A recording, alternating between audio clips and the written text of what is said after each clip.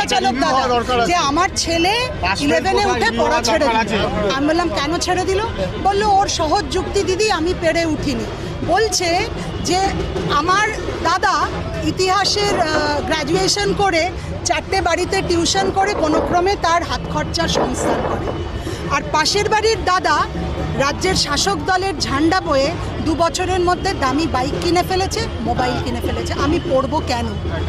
আমি এর কি উত্তর দেব? না ওই রিক্সা চালক দাদার কাছে উত্তর আছে, না আমার কাছে কোনো উত্তর আছে।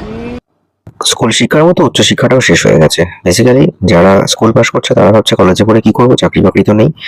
আর যারা মিডিওকার স্টুডেন্ট ছিল তারা ভাবছে যে এত লেবার দেবো তারপর যদি চাকরি না থাকে কি করব, ছেড়ে দিচ্ছে। অনেকে ছোটখাটো ব্যবসায় ঢুকে পড়ছে, অনেকে বাইরে চলে যাচ্ছে, কেউ নানা রকম স্কিল ডেভেলপমেন্টের কোর্স করে ঢুকে যাচ্ছে কাজে।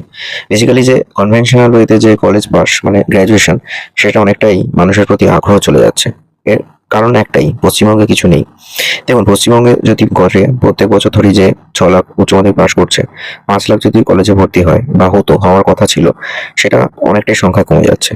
আর যাদবপুর, ক্যালকাটা ইউনিভার্সিটি বা প্রেসিডেন্সির মতো এমিনেন্ট ইনস্টিটিউশনগুলো ভালো স্টুডেন্টও হারিয়ে ফেলছে। বেসিক্যালি দেখা যাচ্ছে যে আমাদের পশ্চিমবঙ্গের স্কুল শিক্ষা ব্যবস্থাটাই মেন মেরুদণ্ডটা ভেঙে দিয়েছে। স্কুল শিক্ষা দপ্তরে দেখা যাচ্ছে যে কম বেশি 9,500 স্কুল বন্ধ হয়ে গেছে। এই 9,500 স্কুল বন্ধ হয়ে যাওয়ার ফলে হিউজ সংখ্যক স্টুডেন্টও কমে গেছে। প্রাইভেটে অনেক স্টুডেন্ট চলে গেছে প্রাইভেট স্কুলগুলোতে পড়ছে। সেই সমস্ত প্রাইভেট স্কুলগুলো আবার দেখা যাচ্ছে প্রাইভেট কলেজ ওপেন করেছে, সেখানে তারা চলে যাচ্ছে। আর আমাদের মুখ্যমন্ত্রী তিনি জগন্নাথ মন্দিরের উদ্বোধন করছেন, সেখানে পূজা অর্চনা করছেন। রাজ্যে কি হচ্ছে সেটা নিয়ে তিনি অতটা ওয়াকিবহাল নন। মানে ওই আর কি, সচিবরা রয়েছে তারা কাজ করছে, এরকম হচ্ছে এখন অবস্থা।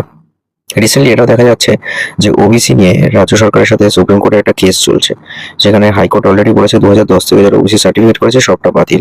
যার ফলে সরকারি কলেজগুলোতে ওবিসি বা এসসি এসটির যে ভর্তি প্রক্রিয়াটা সেটা টোটালি বন্ধ হয়ে গেছে, কারণ সেখানে তো রিজার্ভেশন কোটায় ভর্তি হতে হয়। That's why public service commission through দিয়ে সরকারি অফিসে যে নিয়োগ প্রক্রিয়া হয় সেটাও বন্ধ আছে। তাহলে বুঝতে পারছেন তো যে একটা কেস চলছে আজ এত বছর ধরে, প্রায় 1 বছরের কাছাকাছি, সেটা নিয়ে রাজ্য সরকার যে তাড়াতাড়ি কেসটাকে মিটিয়ে নেবে বা একটা কনক্লুশনে আসি যাতে অন্তত কলেজে ভর্তিটা হবে, সেটা নিয়েও খুব একটা কেউ তদবির নয়। যার ফলে 2025-এর উচ্চ মাধ্যমিক রেজাল্ট বেরিয়ে গেছে কবে, এখনো পর্যন্ত ভর্তি প্রক্রিয়াটা শুরুই হয়নি। রিজার্ভেশন হবে এবং কারা ভর্তি হবে, এই সরকার এবং বিসিডব্লিউ ওবিসি ক্যাটাগরিতে কত % রিজার্ভেশন হবে এবং কারা ভর্তি হবে এই নিয়ে কোনো কথা বলছে না, বারে বারে চিঠি দেওয়ার পরেও। যার ফলে যেটা হয়েছে, যাদবপুর বিশ্ববিদ্যালয়ে এতদিনে ভর্তি প্রক্রিয়া শুরু হয়ে যাওয়ার কথা ছিল, সেটা হয়নি। এবং আসলে এই করে পুরো সরকারি উচ্চশিক্ষা ব্যবস্থাটাকে পিছনের সারিতে ফেলে দেওয়া হয়েছে। বর্ষ পিছ হচ্ছে, ভালো স্টুডেন্টরা বাইরে চলে যাচ্ছে। ধরুন কুয়েটের মাধ্যমে ভালো